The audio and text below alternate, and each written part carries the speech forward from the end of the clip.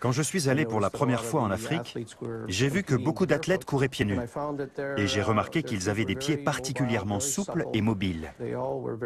Ils étaient tous d'excellents coureurs et des coureurs naturels. Ils n'ont pas d'oignons ni d'épines calcanéennes.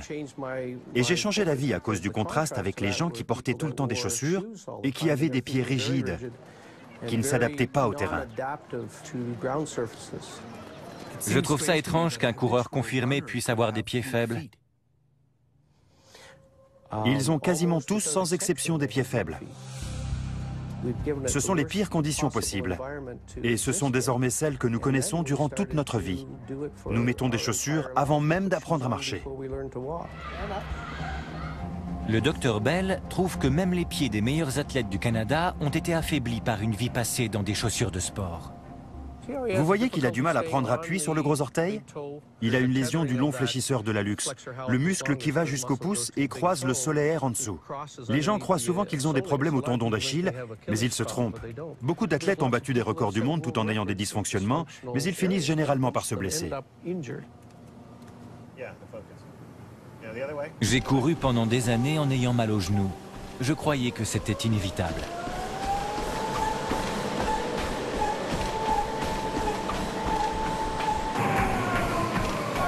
Je vais arrêter. 3, 2, 1. Je peux faire quelque chose pour vous. Ça, c'est quand votre corps frappe le sol.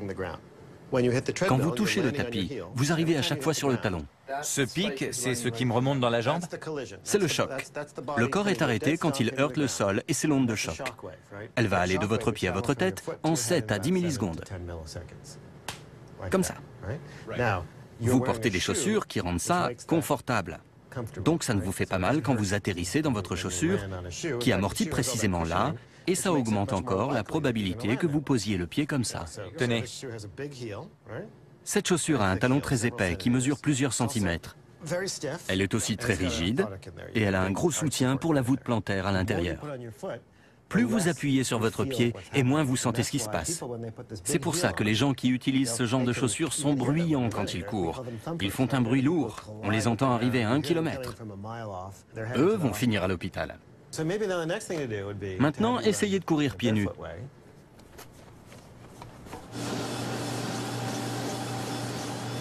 Arrête, il va tomber. Vous faites beaucoup moins de bruit. Vous devez l'entendre. On va regarder vos courbes d'impact. Vous atterrissez doucement et on ne voit plus le pic de l'impact.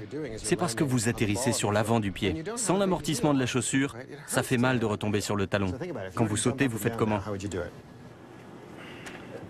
Vous retombez sur quoi? Là où c'est confortable. Si vous retombez sur le talon, ça fait mal. Ça fait mal.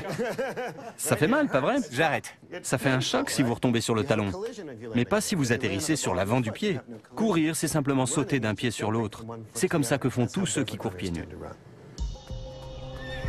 Nos chaussures sont censées nous protéger avec leurs super coussins. Au lieu de quoi, elles nous font du mal. Elles nous privent du ressort naturel de nos pieds et de nos jambes.